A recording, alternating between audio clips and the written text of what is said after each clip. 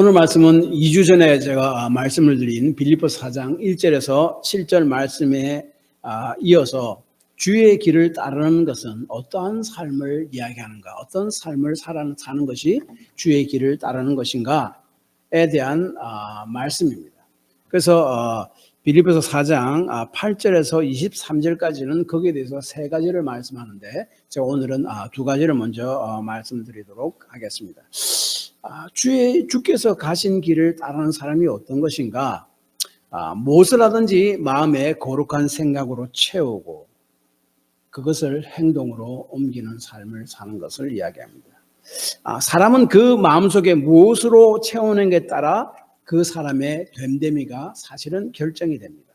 하루 종일 돈만 생각한 사람은 사실은 돈의 노예가 되기가 쉽죠.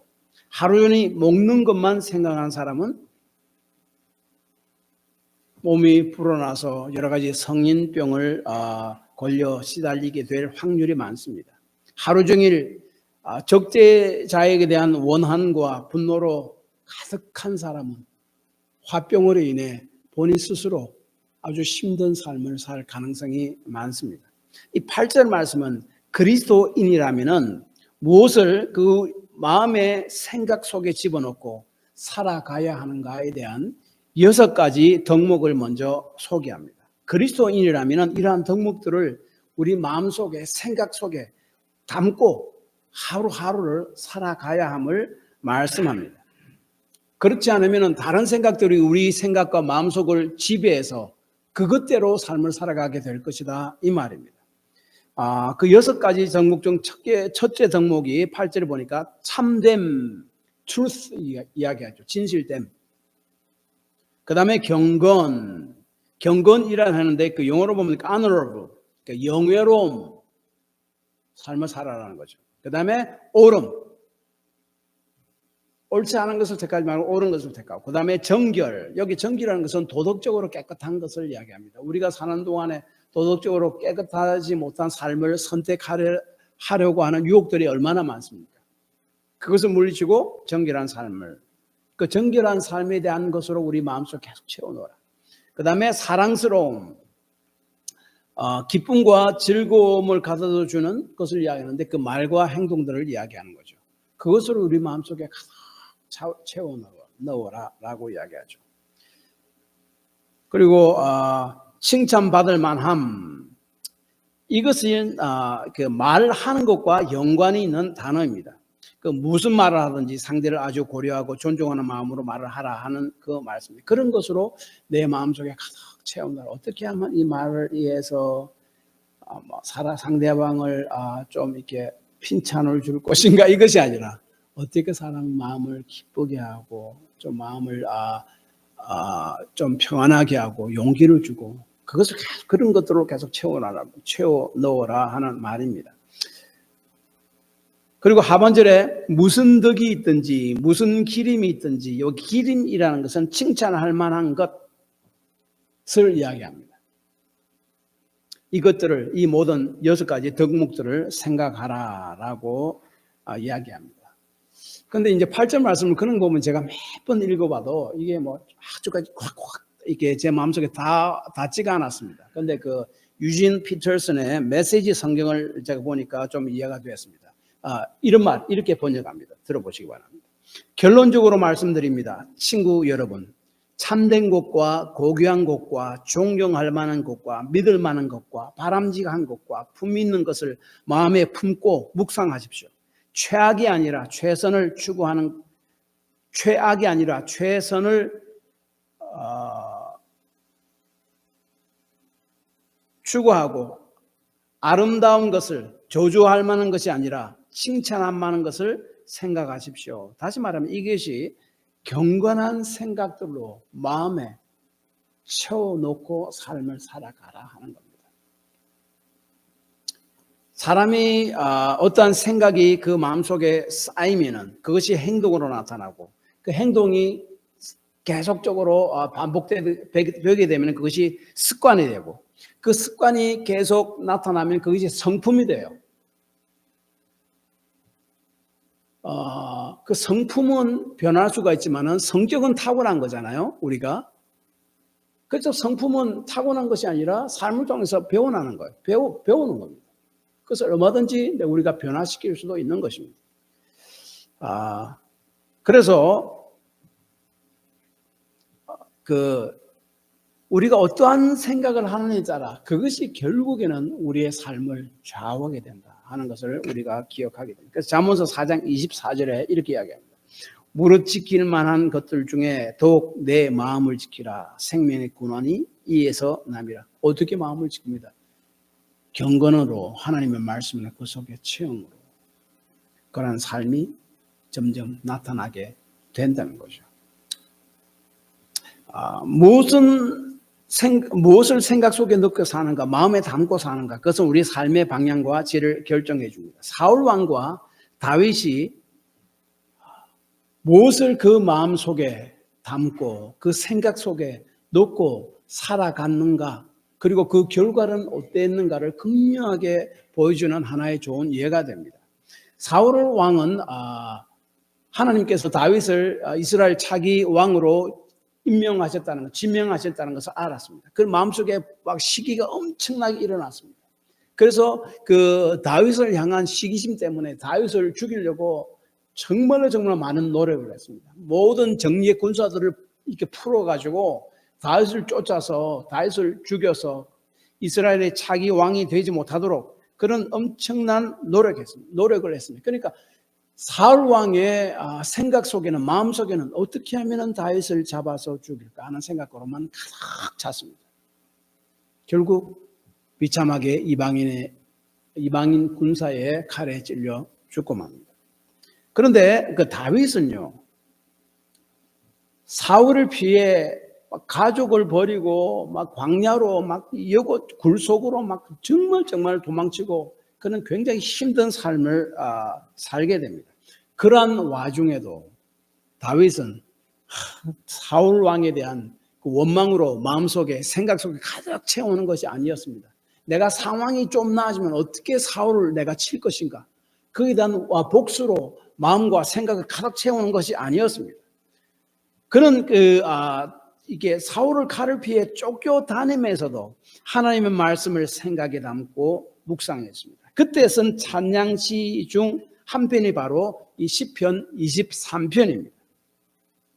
시편 23편을 제일 처음에 보면은 다윗의 시 유다 광야에 있을 때라는 부제가 붙어 있습니다. 이것은 아마 사무엘상 23장 24장에서 사울 왕이 아무런 잘못을 하지 않은 다윗을 시기심 때문에 죽이려고 정예의 군자들을 풀어서 온 이스라엘을 샅샅이 수색할 때 다윗은 더 이상 이스라엘 땅 그냥 이렇게 사람 사는 그런 이렇게 지역에 있을 수 없어서 사람이 살지 않는 광야 사막 지역으로 들어가서 살았는데 아마 그 당시를 당시 때 쓴 시라고 우리가 짐작을 합니다. 다윗은 지금 광야 사막으로 내쫓겨졌습니다. 그런데 63장 1절의 시편 뭐라고 이야기하는가 하면은 물이 없어 마르고 곰핍밥 땅에 있다고 이야기하는데 그만큼 힘들고 척박한 상황이었다는 거죠. 그곳에서도 아직까지 적들이 자신을 죽이려고 사방에 그 광야에서까지 흩어져 있는 그런 위기의 상황이었습니다. 그때 다윗은 사울을 향해 복수를 다짐하고 생각 속에 복수를 어떻게 계속 대해내는 것이 아니라 무엇을 하는가 하면은 1절에 이렇게 노래합니다. 하나님이여 주는 나의 하나님이시라. 내가 간절히 주를 찾되 물이 없어 마르고 황폐한 땅에서 내 영혼이 주를 갈망하며 내 육체가 주를 앙모하나이다. 그러한 상황에서 다윗은 사울을 향해 복수의 칼을 갈고 복수의 생각으로 마음으로 그 속에 가득 채운 것이 아니라 하나님의 갈망했다라고 이야기합니다. 그리고 3절에 하나님을 그리고 6절에 내가 나의 침상에서 주를 기억하며 새벽에 주의 말씀을 작은 소리로 읊조릴 때에 하오리니 라고 이야기합니다. 다시 말하면 잠잘 때 새벽에 하나님의 말씀을 묵상했다. 하나님의 말씀으로 그 마음속에 채워넣었다. 그리고 3절에 하나님을 예배했다라고 이야기합니다. 그 마음속에 복수 원한으로 가득 채워놓은 것이 아니라 하나님 말씀으로 채웠고 예배로 채웠고 거룩한 생각으로 채워나갔습니다. 다윗이 나중 간음과 그 죄를 덮으려고 사람을 자기 충신 우리아를 죽게 한 그런 삶에 있어서 치명적인 힘이 있음에도 불구하고 다윗이 하나님의 마음에 합한 사람이 될 수 있던 이유가 바로 이것입니다. 그 마음속에 예배로 채우고 하나님의 말씀으로 채우고 하나님을 갈망으로 채우고 그래서 그 삶이 어떠한 상황 가운데서라도 하나님을 의지하고 하나님을 나타내고 하나님을 붙드는 삶으로 나타낼 수 저절로 나타난 거예요. 그러니까 내가 그렇게 하려고 애쓰는 것이 아니라 그렇게 하나님으로 채울 때에 경건한 삶과 예배와 말씀으로 채울 때 그 삶이 저절로 나타나는 거예요. 제가 이걸 굉장히 강조합니다. 사람들이 너무너무 많이 오해하는 게 내가 이렇게 열심히 하면은 그렇게 될 거지 않나. 먼저 하나님과 대면해서 하나님을 갈망하고 예배하고 그 말씀으로 내 속에 마음의 생각을 채울 때에 그런 경건한 거룩한 삶들이 점점 이렇게 나오는 거예요. 그러니까 물을 계속 부어놓으면은 이렇게 그릇에서 overflowing 넘쳐나는 거 있잖아요. 그거죠. 성경은 그것을 이야기합니다. 바울은 감옥에 있고 그런데 이 말을 생각해 보십시오. 사도 바울이 지금 빌립보 교회 성도들에게 하는 겁니다. 바울은 지금 감옥에 있습니다. 빌립보 교회 성도들은 외부적으로는 믿는 자들에 대한 핍박에 직면해 있고 내부적으로는 분열과 갈등이 있었고 또한 그 많은 빌립보 교회 성도들은 경제적으로 그 가난으로 인해서 굉장히 어려움에 직면해 있었습니다. 그런데 그러한 어려움에 직면해 있는 빌립보 성도들에게 사도 바울은 하나님의 성령의 감동을 입은 사도 바울은 위로를 해주고 어떻게 어려움을 이겨나갈 것인가, 기도는 어떻게 해야 될 것인가, 하나님의 도움을 어떻게 구할 것인가 그런 프랙티컬한 말씀을 줘야 되지. 또 하나님이 사도 바울을 통해서 그런 프랙티컬한 말씀을 줘야 되지. 그 말씀이 아니고 어떻게 경건한 삶을 살아가야 되니까 그것에서 이야기합니다. 왜 그렇습니까?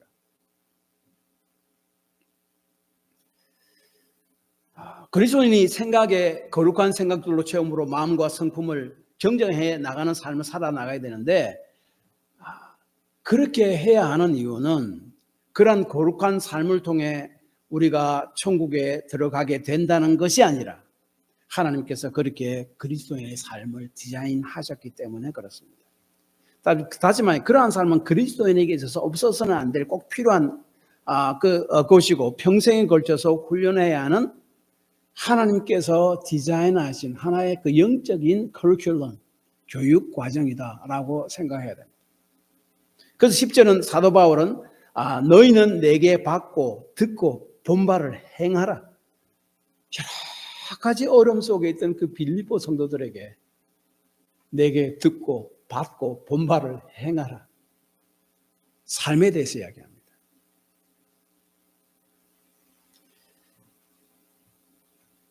그래서 바울은 자신이 그 주의 말씀을 받고 듣고 그 말씀에 순종하는 훈련을 하며 살아간 것처럼 그것을 본받아서 너희도 그렇게 살아가라. 그것이 그리스도인의 삶이에요. 하나님 그렇게 우리 삶을 디자인하셨습니다. 우리 하나의 영적인 커리큘럼의 일부입니다.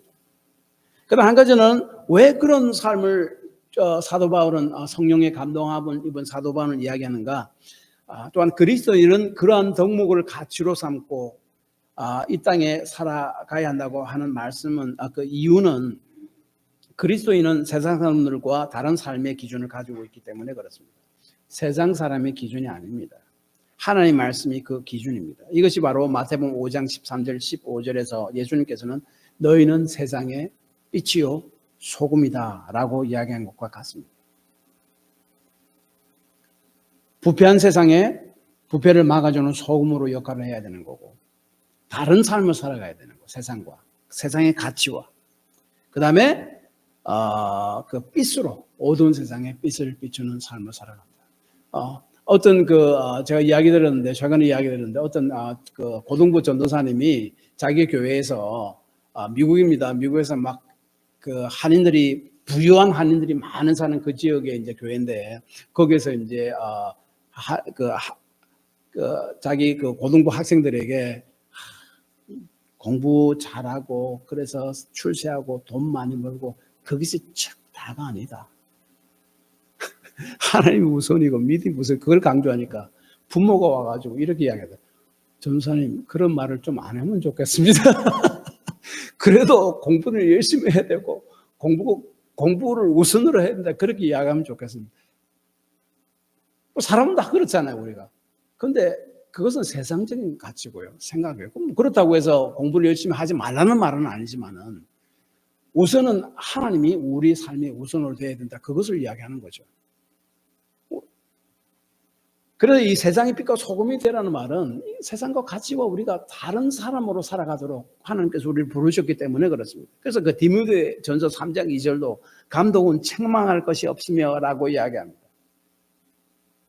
예, 사람들이 볼 때 책망할 것이 없는 감독, 그렇게 교회 목사는 그런 사람이 되어야 되고, 교회 성도들도 마찬가지예요. 사람들과 다른 삶을 살아가야 된다. 그것은 내가 억지로, 내 의지로 그런 삶을 살아가야지, 그걸 통해서 되는 것이 아니라 하나님을 갈망하고 하나님을 갈망 가운데 진심으로 예배하고 하나님의 말씀으로 내 마음의 생각 속에 차곡차곡 쌓아갈 때 그것이 그렇게 나타나는 거예요. 초대 조선 총독으로 부임한 우리 이토 히로부미, 일본이 우리나라를 점령하고 나서, 한국을 점령하고 나서 그를 척살한 안중근 의사가 있습니다. 이분이 그 감옥에 있었는데, 일본 그 감옥에 있었는데, 그 간수들로부터 굉장히 존경받았다고 그래요. 처음에는 막 아주 자기 나라의 아주 높은 군을 죽여서 아주 정오했지만, 나중에 많은 사람들이 안중근 의사를 흠모했다고 그러죠. 그리고 로마 감옥의 헌병이자 또 간수였던 치바 도시치라는 이 사람은요, 안중근 의사의 여러 번의 신문과 재판을 지켜보는 가운데서 안중근의 말과 행동들은 참 바른 것이다 하는 것을 확신하게 됩니다. 그리고 안중근이 주장하는 동양평화와 한국의 독립은 옳은 일이고 당연하다라는 것을 그런 결론에 이르게 됩니다. 그리고 이 안중근 의사 인품이 얼마나 훌륭했냐면 캐톨릭 신자였습니다. 그가 잡혀서 감옥에 있었는데 불꽃시를 써서 여러 작품을 남겼는데 한 60여 작품을 남겼는데 그중에 한 20편이 우리 한국의 보물로 지정되어 있습니다. 그때 이제 자기가 동양평화론이라는 책을 쓰려고 하려면 참고 문헌에 있어야 되잖아요. 그래서 참고 문헌들 책들을 좀 보내달라고 간수에게 이야기했더만, 그 간수장이 하는 말이 우리 감옥 규정상 밖으로 책을 반입해서 죄수들에게 줄 수 없다라고 이야기했습니다. 그때 그 안중근 의사가 이제 또 붓글씨를 씁니다. 그 붓글씨를 쓰는데 그 간수가 그 안중근 의사의 그 인품에 감동돼서 옆에 먹을 갈아줍니다. 옆에서 갈아주고 안중근 의사는 그 붓글씨로 불을 딱 쓰는데 쓴 글씨가 글이 뭔가 하면 일부독서 구중생형극, 다시 말하면 하루라도 책을 읽지 않으면 입안에 가시가 돋는다. 명심보감에 나는 그 구절이라고 합니다. 그것을 글도 굉장히 잘 썼대요. 쫙 써서 아무 말도 하지 말고 그 간수 보고 읽어보고 그 간수장에 갖다 주라고 했습니다. 간수장이 그것을 탁 보고 마음에 감동을 받아가지고 이거는 규정에 어긋나지만 내가 해줘야 되겠다 해가지고 책을 갖다 줬습니다. 그러나 결국 그 책이 완성되기 전에 그 사형을 당하고 맙니다. 제가 이렇게 이야기하는 것은 안중근 의사를 지키는 그 감옥의 간수들조차 안중근 의사의 그 인품과 그 생각과 자기가 자기의 일본의 그 아주 높은 분 이토 히로부미를 죽였지만 조선 초대 총독이에요. 죽인 그런 살인마였지만 그것이 개인의 감정에 비롯된 것이 아니라 정말 동양 평화와 한국의 평화를 위한 바른 발로였다는 것을 이해하게 됩니다. 이와 마찬가지로 그리스도인도 이 세상에서 빛과 소금으로 살아가야 돼요. 그렇게 되려면 이러한 덕목들, 다시 말하면 하나님의 말씀으로, 주에 대한 하나님에 대한 갈망으로, 예배로 우리 마음속에 가득 채워나갈 때 점점 우리 삶이, 내가 일부러 그렇게 사람들 앞에서 그렇게 살려고 애쓰는 것이 아니라 저절로 나도 모르게 삶과 말들이 그렇게 나오는 거예요. 그것이 진정한 그리스도 삶입니다. 또 한 가지는 하나님께서 이러한 거룩한 삶을 살라고 우리에게 요구하시는 또 다른 이유가 10절에 또 나와 있는데, 그것은 거룩한 삶을 통해 천국에 가기 위해서가 아니라 그것이 그리스도의 삶이고, 또한 평강의 하나님이 우리와 함께 하시는 것을, 즉 경험하는 영적인 삶으로 만들어주기 때문에 그렇습니다. 이러한 그리스도의 말씀으로, 진리로, 거룩으로 우리 마음속에 채워나갈 때에 하나님의 평강을 우리가 경험하게 되고 하나님의 임재하심을 경험하게 된다라고 이야기합니다. 그 A.W. 토저라는 목사님, 아주 유명한 목사님, 돌아가신 목사님인데 그분이 많은 책을 썼습니다. 아주 경건서적을 많이 썼는데 세계적으로 베스트셀러된 그랬는데, 그분이 무슨 이야기인가 하면은 우리가 기도할 때 하나님께서 과연 내 곁에 계셔서 내 기도를 들어주시는가, 나와 함께 하시는가 아닌가 하는 생각이 종종 들 때가 있다고 합니다. 그렇잖아요? 내가 기도하는데 하나님 정말 내 기도를 들어주시나? 하나님 우리와 함께 하신다는데 정말 나와 함께 하시나? 그런 의문이 막 들을 때가 많이 있다고 그럽니다. 그런데 우리에게 하나님이 멀리 느껴지는 이유는 우리의 성품이 하나님과 너무 다르기 때문이다 그래요. 물리적 거리가 아니라 성품적 거리감 때문이다라고요. 하나님이 저 하늘 위에 계시고 우리 이 낮은 땅에 있어서, 그래서 하나님을 느끼지 못하는 것이 아니라 성품적 다름 때문에, 성품적 거리감 때문에 하나님을 느끼지 못한다라고 이야기해요. 우리는 우리 죄로 인해서 우리 마음대로 우리 삶을 통해서 하나님과 동질감을 느낄 수가 없습니다. 친구를 사귈 때도 나와 비슷한 생각을 가지고 취미를 가지고 환경에서 자라난 그 친구와는 이질감보다 동질감은 더 느끼잖아요. 나와 전혀 다른 환경 속에 자라나고 나 생각들이 전혀 다르고 말하는 패턴들도 완전히 반대고 말도 험하게 하고, 이런 친구와는 동질감을 느끼는 것이 아니라 이질감을 느낍니다. 마찬가지로 하나님은 우리 곁에 늘 계시지만은 우리의 성품이 하나님의 성품과 다르기 때문에 우리가 그 하나님을 알아보지 못한다는 거예요. 이것이 우리가 하나님의 성품에 맞는 덕목을 훈련해야 하는 이유 중에 또한 하나입니다. 그것이 바로 10절 마지막에 있는 평강의 하나님이 우리와 함께 하시는 것을 경험하는 거예요.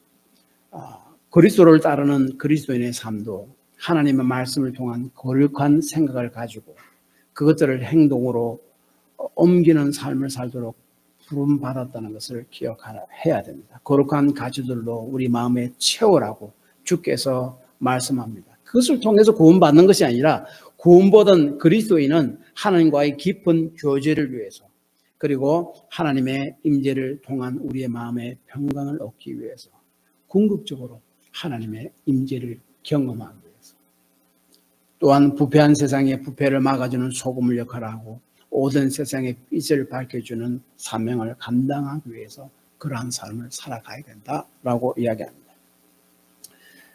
그 다음에 한 가지는 거룩한 말씀을 마음속에 넣고 살아간다면은 어떤 삶을 살아가게 되는가 하면은 자족하는 삶을 살아가게 된다 하는 거예요. 하나님과의 그 평강과 평안을 맛보고 하나님의 임재하심을 경험하고 하나님과 이질감이 아니라 동질감을 느끼고 빛과 소금이 되는 그 삶을 살아갈 뿐만 아니라 자족함을 사는 삶을 살게 된다는 것이 11절에서 13절까지 말씀입니다. 11절에서 자족한 삶을 이야기하는데, 이 자족이란 어떤 환경에 지배받지 않고 자신의 내면의 자원으로 만족하는 태도입니다. 바울 당시에 예수를 믿지 않는 스토아 철학자들이 중요하게 생각했던 덕목입니다. 우리도 그렇게 자족을 그렇게 이해할 수는 있습니다. 그런데 성경 이야기는, 사도 바울 이야기는 그 자족이라는 것은 내 의지로, 내 마음을 비움으로 내가 자족하는 것이 아니라, 또 불교에서 이야기하는 것처럼 하나님으로 인해서 자족하는 것을 이야기합니다. 그리고 12절에 그 자족하는 이유를 또 설명하는데, 비천에도 처할 줄 알고 풍부에도 처할 줄 알기 때문이다 라고 이야기합니다. 12절은 비천에, 특별히 자세히 살펴보면 12절은 비천의 시간들과 풍족의 시간 등 모든 시간들을 경험했고 모든 환경을 경험했다 하는 말. 그것이 이제 헬라를 직역하면 그렇게 됩니다. 모든 비천의 시간, 모든 풍부의 환경을 경험했고, 모든 비천의 시간들과 풍부의 시간들을 경험했고, 그 다음에 모든 환경들을 경험했다라고 이야기합니다. 이러한 시간들과 환경을 통해서 부족한 때는 하나님을 의지하는 법을 잊어버리지 되지 않고 하나님을 의지하는 법을 배우게 되었고, 물질적으로 풍부하게 될 때여도 자신 힘으로 이 모든 것을 성취했다고 스스로 자랑하고 교만하지 않는 사람이 되었다 하는 말이에요. 그래서 13절에 바울은 이렇게 이야기하죠. 내게 능력 주시는 자 안에서 모든 것을 할 수 있다라고 이야기합니다. 이것은 긍정적인 사고를 가지면 모든 것을 다 할 수 있다, 모든 것을 다 이룰 수 있다, 그것을 이야기하는 것이 아닙니다. 사도 바울은 자신은 궁핍에도 처할 수 있고 풍부에도 처할 수 있어도 그것으로 인해 믿음이 흔들려서 하나님을 의심하지도 않고, 그것으로 인해서 자만하고 교만해서 하나님 필요 없다고 생각하지 않는다 하는 말입니다. 그래서 이러한 자족함은 나의 의지나 스스로 긍정적인 생각을 인해서 마음을 스스로 컨트롤해서 이루는 것이 아니라 13절에 내게 능력 주시는 자 안에서, 즉 자신의 의지나 힘으로 자족하는 것이 아니라 하나님을 힘입어 자족한다라고 이야기합니다. 하나님을 힘입어 자족한다는 말이 뭡니까? 그 전에 13절에 내게 능력 주시는 자 안에서 내가 모든 것을 할 수 있다, 이 말씀은요, 안 되면 되게 하라, 그 말이 아닙니다. 마치 어떤 사람이 노래 은사가 전혀 없고 노래에 관심도 없고 노래를 잘 못 부르는데 어떤 분이 와서 당신 찬양대에 봉사하십시오. 하나님께서 말씀하셨지 않습니까? 내게 능력 주시는 자에서 모든 것을 다 할 수 있다 했으니까 믿음으로 하시면 될 겁니다. 그건 아닙니다. 그 말이 아니다 말이에요. 긍정적인 생각과 다릅니다. 자신이 처한 상황이 어떠하든 그는 자신을 삶을 하나님께 맡기고 만족하는 법을 배웠다는 겁니다. 하나님께서 그렇게 하시라고 정하신 모든 것은 내가 힘이 들어오고 어려움이 있더라도 힘을 주시는 그 하나님을 통해서 모든 것을 할 수 있다는 거예요. 다시 말하면 자족함은 부족함을 통해서 배운다라고 이야기합니다. 사도행전 16장에 보면 사도 바울은 힘든 상황 가운데서도 하나님의 인도하심과 뜻대로 복음을 전하다가, 그것도 귀신 들려서 점을 치는 한 여종을 치료해 줬다가 빌립보 옥에 갇히고 어려움을 당하게 됩니다. 그럼에도 불구하고 하나님께서 무슨 뜻이 있어서, 계획이 있어서 그렇게 하셨겠지라고 생각하며 그 일로 인해서 오히려 감옥 안에서 하나님을 예배하고 찬양하다가 갑자기 옥문이 열립니다. 이를 통해서 그 옥을 지키던 빌립보 간수와 온 가족들이 복음을 듣고 세례를 받게 되고 빌립보 교회에 세우는데 한 일원이 됩니다. 루디아 집에서 빌립보 교회가 시작되었지만 그래도 그의 한 처음 교회 시작되는 처음 성도들의 일원이 되는 것이 바로 그 바울 간수입니다. 그 부족함을 통해서 그런 일들이 일어나는 거예요. 풍족함을 통해서도 자족함이 배웠어요. 반대로 바울 일행이 하나님 인도하심에 따라서 빌립보 성에 도착했을 때 처음 만난 사람이 두아디라 지방에서 자주 장사하는 루디아라는 여성입니다. 1세기에 당시 그 시대에는 그 자주 옷감은 굉장히 귀한 옷감이었습니다. 어떤 특별한 조계에서만 채취할 수 있는 염료였습니다. 그런데 1g의 염려를 얻기 위해서 그 특별한 조개에 8,000개의 조개가 필요했다고 그럽니다. 그래서 황실이나 귀족들만 입을 수 있는 그런 옷이었습니다. 오늘날로 이야기하면 굉장히 그 명품이죠. 그 명품도 보니까 한 시세로 한 8만 원, 그 원래 원가는 한 8만 원을 한 몇천만 원을 판다라고 이야기합니다.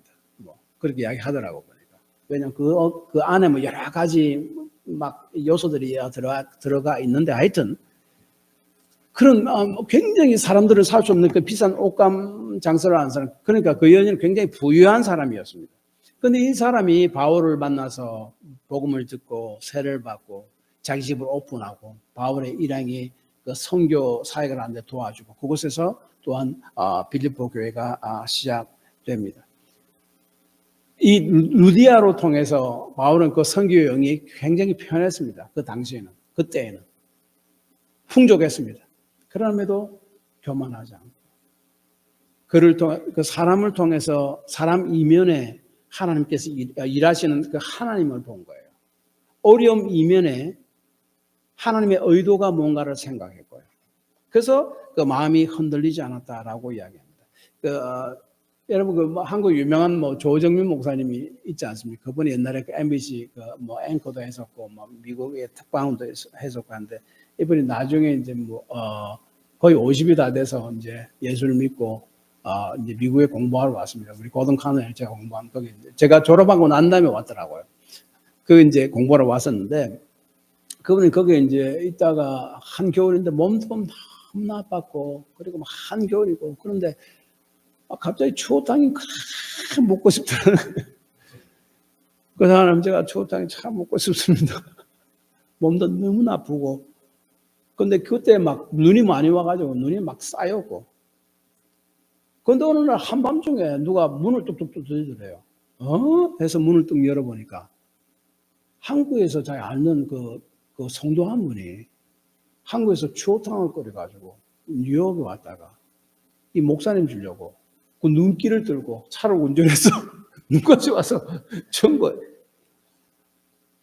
그래서 이 조정민 목사님 이야기하니까 너무너무 감동해요. 첫째는 물론 그분의 그 고마움, 자신을 생각해주는 그런 그 사랑의 마음들.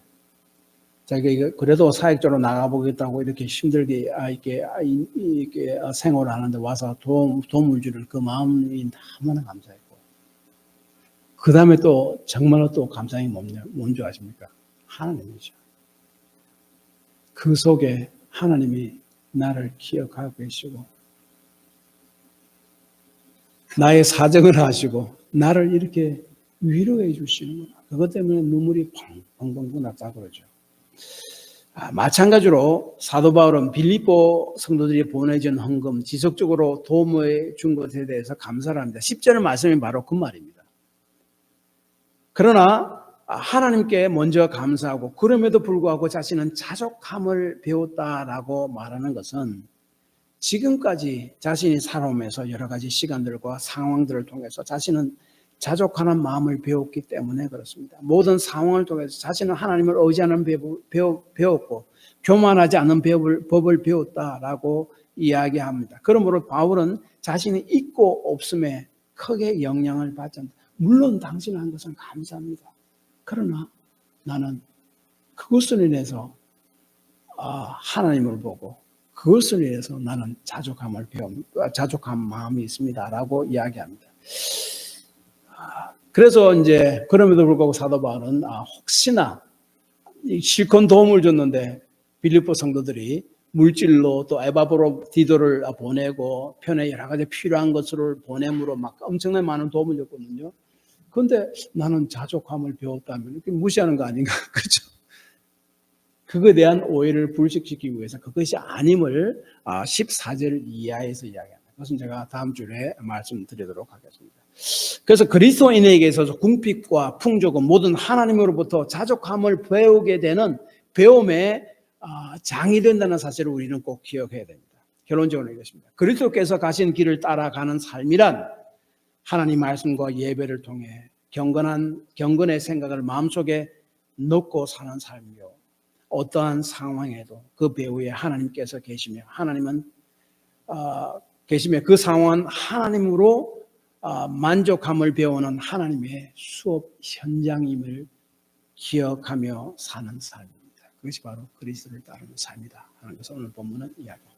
기도합시다.